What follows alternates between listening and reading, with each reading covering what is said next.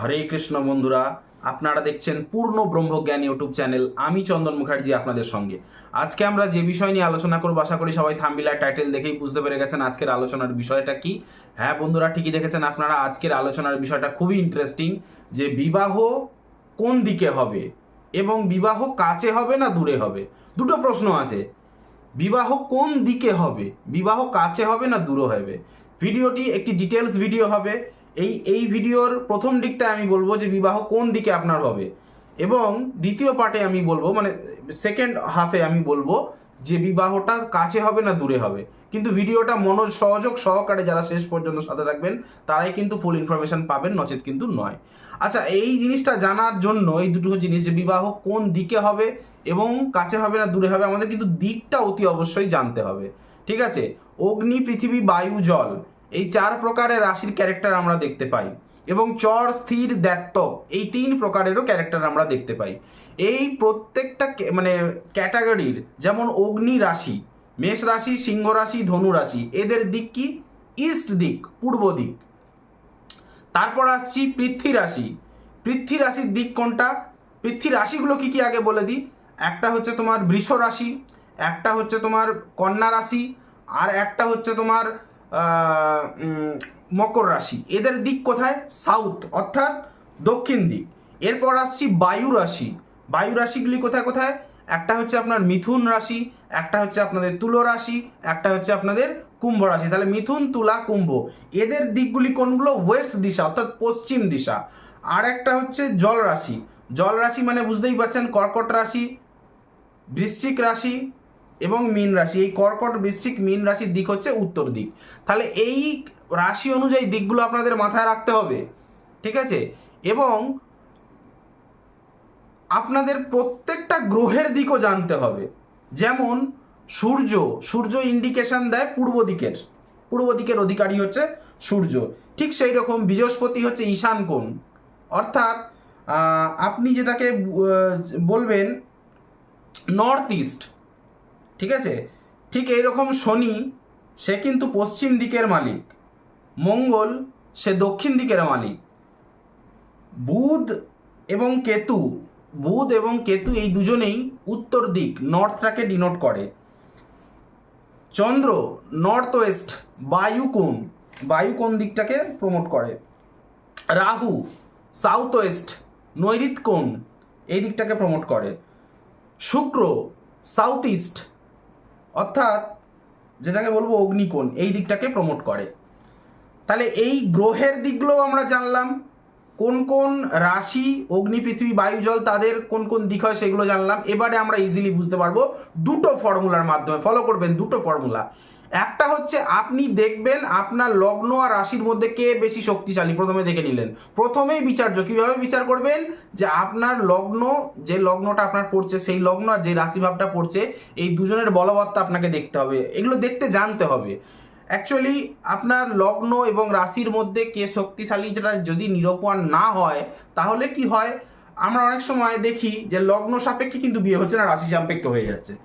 এই জিনিসটার প্রবলেমটা হবে। আগে আপনাকে বিচার করতে হবে লগ্ন এবং রাশির মধ্যে কে বেশি স্ট্রং আছে, সেইখান থেকে সপ্তম ভাবটাকে আগে বার করতে হবে। দেখা গেল লগ্নই বেশি স্ট্রং, লগ্ন থেকেই বেশি বিচার করা হয়, লগ্ন থেকে দেখা গেল সপ্তম ভাব। এবার সপ্তম ভাবেতে কোনো গ্রহ বসে আছে কিনা আগে দেখতে হবে। ভালো করে বুঝবেন সপ্তম ভাবে কোনো গ্রহ বসে আছে কিনা।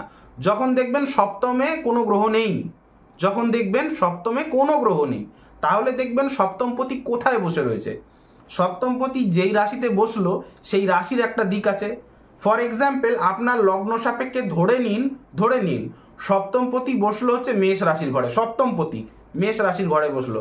তাহলে মেষ রাশির দিকটা কি? আমি প্রথমেই বলেছি ইস্ট, পূর্ব দিক। এবারে আপনার ধরে নিন সপ্তমপতি যেটা, সে হচ্ছে আপনার দেখা গেল শুক্র, আপনার জন্মছকে সপ্তমপতিটা শুক্র। তাহলে সেই শুক্রের দিকটা কোনটা? অগ্নিকোণ, সাউথ ইস্ট। তাহলে আপনি কি করে জানবেন যে আপনার বিয়েটা হবে ইস্টের, মানে ইস্টের সাউথ ইস্ট,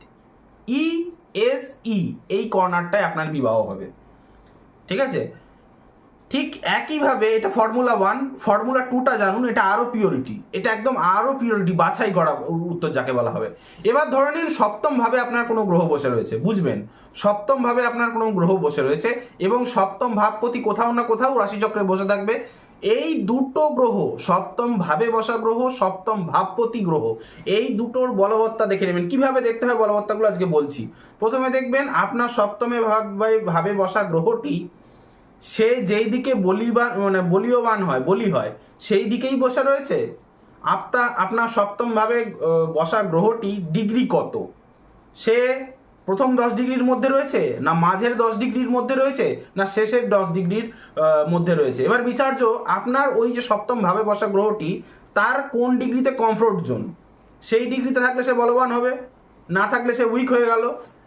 এই জিনিসগুলো দেখতে হবে। এবং দেখতে হবে আপনার সপ্তম ভাবে বসা গ্রহটা সে কি স্বক্ষেত্রে বসে রয়েছে, মিত্র ক্ষেত্রে বসে রয়েছে, মূলত্রিকোণ ক্ষেত্রে বসে রয়েছে, উচ্চস্থ ক্ষেত্রে বসে রয়েছে কি না, এগুলো দেখে নিতে হবে।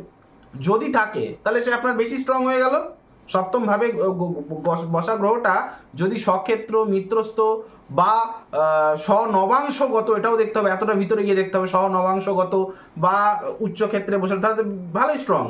এবং সপ্তমপতি কোথাও না কোথাও বসে রয়েছে, তাহলে কিন্তু আপনার সপ্তমপতিকে ধরে টানাটানি করবো না, সিধা সপ্তম ঘরে বসা যে গ্রহটা সেই গ্রহের একটা দিক আছে, ঠিক আছে। আপনার ধরে নিন লগ্ন সাপেক্ষে সপ্তমে সূর্য বসে রয়েছে, তাহলে আপনি ভেবে নেবেন আপনার লগ্ন সাপেক্ষে এই সূর্য গ্রহের একটা দিক আছে ইস্ট, তাহলে আপনার বিবাহ ইস্ট দিশায় হবে, ঠিক আছে। তাহলে প্রথম ফর্মুলাটা কি, প্রথম ফর্মুলাটা যারা একদম দ্বিতীয় ফর্মুলাটা জানবে না, কিন্তু এই দ্বিতীয় ফর্মুলাটা বেশি মেলে, দ্বিতীয় ফর্মুলাটা বেশি মেলে যে সপ্তম ভাবে বসা গ্রহ এবং সপ্তম পতি এই দুটোর মধ্যে কে বলবান, সেই যে বলবান হবে সেই গ্রহটির কি তখন দশা মহাদশা চলছে। যদি দশা মহাদশা সেই সময় চলে তাহলে সেই সময় বিবাহ যোগ চলছে, আর যদি সেই সময় না চলে তাহলে জেনে রাখবেন সেই যে গ্রহ বেশি বলবান সেই গ্রহের দিকটাই কিন্তু আপনার বিবাহের দিক। আশা করি ভিডিওটা বোঝাতে পারছি। বোঝাতে যদি পারি একটা লাইক করবেন, কমেন্ট করবেন, বেশি বেশি করে শেয়ার করবেন। চ্যানেলটিতে নতুন হলে সাবস্ক্রাইব বাটনটাতে প্রেস করে নোটিফিকেশনে গিয়ে অলে গিয়ে অন দেওয়াবেন, যার ফলে আমার তৈরি ভিডিও বেরোতেই সবার প্রথম আপনারা পাবেন। যাবেন না, আমি আরও বলবো আগে।